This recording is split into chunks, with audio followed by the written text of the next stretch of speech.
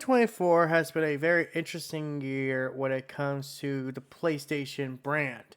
A lot of people think PlayStation is down and out. Some people are even dumb enough to say that they think PlayStation has no games this year just because their first party studios aren't putting out a lot of games.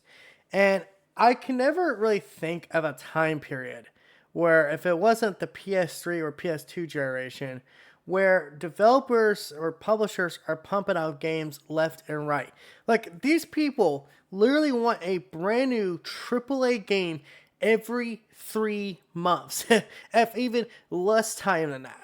And when you look at the modern landscape of gaming, you just can't do that. It's insane to even ask them that. Like you'd be lucky if they even entertain the idea. Like they just don't laugh you out of the building. Do you not know how long these games take to make? And then when they do make something that's different from what they normally do, games like Concord, games like the Medieval remake, and PlayStation backwards compatible games that you can buy for the record, these games aren't successful. They're not. Even games like Concrete Genie, one of my favorite games of the last generation, guess what? It wasn't a wild success. So, yeah, again, what do you want Sony to do? Do you want Sony to keep making the same high quality AAA games that people, regard them for? Or do you want to make a bunch of slop that at the end of the day, it's barely rememberable? Like, listen, I know Concord right now is getting a bad rep. 100% deserves it. But at the same damn time, every time I talk to someone about, what would you like to see from Sony? They say, I want a big, first-person shooter. Hi. Oh, because it isn't exactly what you wanted, that means now all of a sudden that you don't want it. Okay, well, we'll just take this away now. You don't need Concord, I guess, because you know what? You say you want a big AAA game, first-person shooter. We're giving you a big AAA first-person shooter, but because it doesn't fit the exact criteria you wanted, I guess we'll just fucking stop doing it. It's insane. And I think Colin Moriarty had such a good point, when he was talking about this stuff, that honestly, I feel like I'm doing him a giant disservice by just mentioning it. So, you know what I'm going to do? I'm going to play this whole clip. I'm going to play it all. It's 8 minutes long. But I feel like he brings up a really good point. How people are just intentionally being stupid and blind to the games Sony has been putting out. Yes, not their first party studios, but through publishing deals. And again, to work with these studios as as an investor and stuff like that. It's insane how people are intentionally being blind. So let's just roll the clip. Colin, let's start with you. Who needs sorting out this week from you? PlayStation, I know there's a long list, PlayStation fans need sorting out this week. Oh, shit. Let's hear it. Hey, babies. I want you to listen carefully, okay? Yes. Because I can't take it anymore. Where are the games? Did it? Where are the games? Oh. I'm drowning in games, guys. Do you like video games? Have you paid any attention to the games that have come to PlayStation 5 this year? Listen, I don't want to be disingenuous. I understand what a lot of people are saying when they say we want more first-party games. We all would like more first-party games. I want them to be of a high quality. I'd rather have fewer of them and much more high quality consistently, which I think Sony has achieved since maybe the middle of the PS4 era. But a mono focus on first-party content is really ignoring the forest for the trees. If you are involved with any non-Nintendo hardware for exclusives only, then you are in the wrong place. You should go buy a Switch and immerse yourself in the first-party content there that the hardware will live and die by. But the absolute reality of PlayStation and Xbox and PC is that the exclusives are nice, but they don't ultimately really matter if you like a wide breadth of games. And while we would like those exclusives to come at a greater cadence, even if the exclusives are what's important to you, why does it matter where the game comes from if it's good? Why does it matter if it's locked to a console if it's good or fun? Here are the games I played this year on PlayStation 5. Prince of Persia: The Lost... That have come out this year. Prince of Persia: The Lost Crown, which I beat and platinumed. Grand Blue Fantasy Relink, which I beat. Lords of Exile, which I haven't beat, but that's not really a relevant game. Banishers: Ghost of New Eden, that came out this year, and I didn't beat it, but it was really good. I liked it. Just was getting a little long in the tooth. Helldivers 2 came to PS5 and PC. Final Fantasy VII Rebirth, beat that.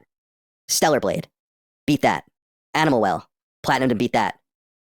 And then all the way up to Crow Country, which I just platinumed, and we'll get to that later. I play games as a course of my life because it's what I do for a living.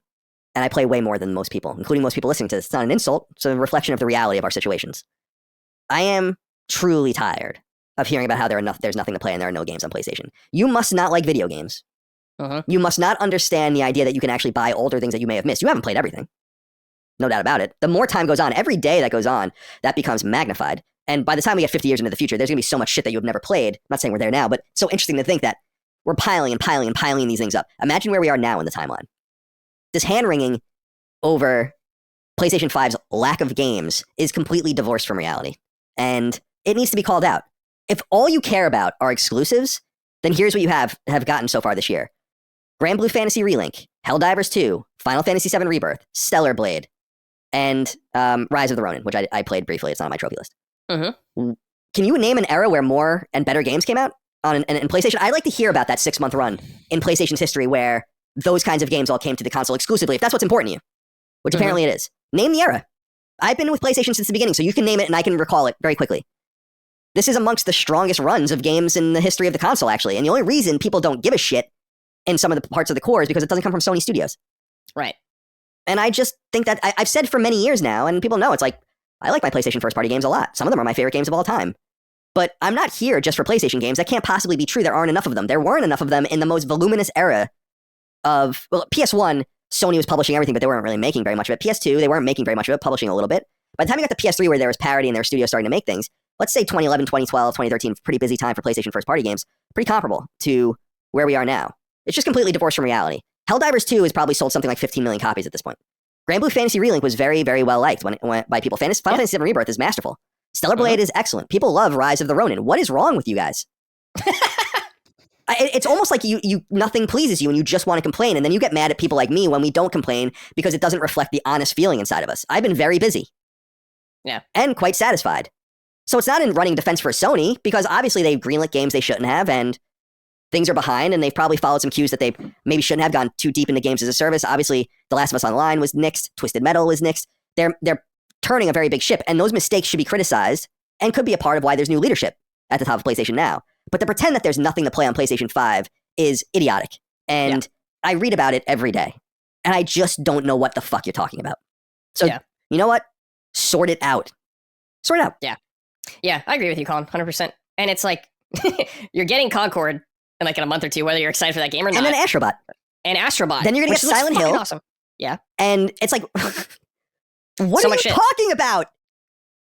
Thank you for letting me know. Colin, I'm going to name some stuff that I have beaten actually this year that are only on PlayStation and not on PC either. Rebirth, The Rising Tides, the Final Fantasy DLC, which is great. Stellar Blade, and I beat Castlevania Rondo of Blood and Symphony of the Night. Those are only on PlayStation. Yeah, you can't even get those on PC. So it's like, there's a lot of shit to play on PlayStation. Like, if you only want first-party stuff right now, which I totally understand, like you said also, it's like, people want to know. They want to know what's coming out, because Sony's very quiet, but it's like, man, there's a fuck ton of games. Yeah, it's like, I'm drowning in games. Again, if it's just exclusives you care about, then there's none of those are good for you. Relink's not good for you, Helldivers isn't good for you, Rise of the Ronin isn't good for you, Stellar Blade's not good for you, Final Fantasy VII Rebirth's not good for you, so none of that. Yeah, that's your problem at that point. Yeah. It's what I was saying about PlayStation Plus recently, where the games this month are like Borderlands 3, which I bought back in 2019, so it's not for me, NHL 24, which is going to be replaced very soon in October by NHL 25, and then Among Us, which is a cheaper game.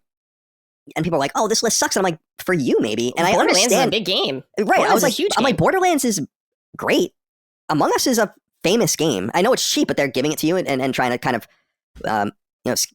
grease the skids for the sequel or whatever, the update that's coming out for it. And then NHL is 16 million people just watched the NHL Finals Game 7 in the United States. So, an enormous, that's more than anyone has watched any NBA final or NHL game in years. Yeah. So, I just think people are too focused myopically, even if somehow, like Neo in The Matrix, you are dodging every bullet coming at you, and one of the bullets is Grand Blue Fantasy, and one of them is Helldivers, and none of them are for you, then what about all of the third-party stuff? It's just, this is a very strong year. I would argue that this year is, for me, and I wouldn't argue this overall because I know how people feel about the games last year, this is a stronger year than last year for me. I mean... Sure, yeah, I can see that. A lot of things last year, like Baldur's Gate stuff, I'm like, I don't want to play this stuff. But I appreciate that people liked it. So there's a level of deep myopia that is concerning about this, and I don't really get why you're even in the game space at all if there's nothing there for you. It just seems like it would be impossible for that to be true. So yeah, that was a bit of a lengthy clip, but yeah, I actually agree with Colin Moriarty 100%. Like, I find it so weird that I am hearing people say how like, oh, this has been like one of Sony's weakest years. Even in my mid-year review, I didn't say it was bad. I said this was actually a pretty dang good year for Sony. I just wish we would have saw more first-party stuff, which even Colin said, yeah, we all want that. We all want, big PlayStation exclusives, but at the same time, you can't always get just those. Because then you burn yourself out. I also feel like that's our thing that's kind of sneaking up on a lot of people these days is gaming burnout. I think a lot of people are starting to realize that video games are no longer a priority in their life. Some people like Colin Moriarty and people like me who have absolutely no life, and some people who could do this as a professional job like he does. We could play all the games we want. We could play every game, big AAA game that comes out. But there are people out there, and I know they're out there because I'm friends with them, who will sit there, maybe play a game for 2 hours if they're lucky, and a game like Rise of the Ronin, or a game like Stellar Blade, or a game like Helldivers 2, it takes too long, and then it's just like, it's almost too much game. And it's like, I do think people are getting burnt out on big games taking so long. And I do think there's this whole other conversation we can talk about game length not actually equating to, a quality product. Because I do think people, tend to look at length as, a measurement of quality, when I think that's the opposite. I think it actually shows a lack of quality for the most part. So, yeah. I'm just tired of this, talk of PlayStation having no games. Because, they didn't even mention, the games that we know are coming up. Games like Astrobot, the Until Dawn Remaster, the Concord. I know a lot of people are so excited for that one. Silent Hills 2 remake. I actually forgot that's coming out this year. That's 4 games. And we're in the last 6 months of the year, potentially? I'm not 100% sure because my brain's not working fully functioning right now. But it's like, dude, we have almost a game every month. And for some reason, because it doesn't come out of Sony, people just want to ignore it. They just want to ignore it. And it's like, Jesus freaking Christ, guys. What does Sony have to do? Do they have to pump out a game every 6 months for you to even be happy? Because it's ridiculous. Dude, if that's the case, they would run themselves into the freaking ground. And I think he also brought up another excellent point. It's you should not be buying a console for the exclusives. Those days are done. They're dead. They're buried. They're 10 feet in the fucking ground, and they're decaying bones. If you are going to buy a PlayStation because you want to play the games on the PlayStation. Play, if you want to play, for example, a Call of Duty with your friends, and they all have PlayStations. That's the reason to buy the PlayStation version. Do you want to buy a PlayStation to play Spider-Man 2, God of War Ragnarok, and The Last of Us, and that's it? Dude, I'm sorry to tell you, you're becoming a dinosaur then. You're limiting your what you engage with simply off the logo on the damn cover. And just I don't get it. That's why I'm primarily a PlayStation guy, because I have one console. I don't need any more consoles. I don't want an Xbox. Yeah, I do want a PC, a good one at some point. But it's that's mostly just for YouTube and shit. So it's that's this whole other thing. But I have put so much money into this ecosystem. And there's games that I have not even finished. There's an entire backlog of games that I've barely fucking touched. And every year, Sony seems to be adding more games on top of that. So it's how can you sit there and say there's nothing to play? Either you have played every game in your backlog, some kind of video game god you are, or you're intentionally ignoring games just to sit there to bitch and moan. And I'm tired of pretending this bitching and moaning is normal, because it's not. I don't get how we got to this point where people seem to think it's better to complain about video games than actually play video games. So if all that said, that's just my thoughts about this whole thing. And yeah, again, I agree with Colin Moriarty. I am just tired of all this just narrow, talk and this, just negativity. Like, Jesus Christ. It's ridiculous. So, until next time, guys, this is That PlayStation Gamer sign out. Don't forget to like, comment, subscribe, and all that YouTube algorithm BS. Bye.